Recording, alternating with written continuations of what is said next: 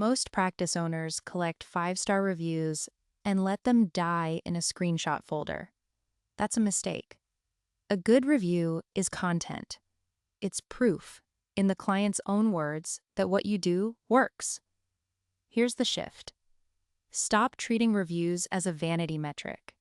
Start treating them as a content source. Step 1. Pull your last 10 reviews. Not just the 5-star ones, the specific ones.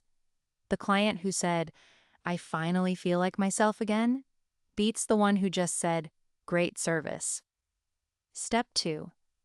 Ask AI to turn each specific line into 3 things: an Instagram caption, a testimonial graphic, and one FAQ answer for your website.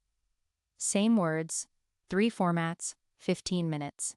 Step 3. Rotate one review-based post into your calendar every single week. You don't need new content ideas.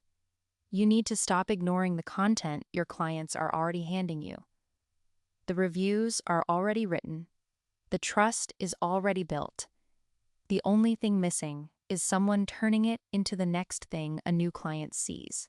Run with courage, consistency, and kindness.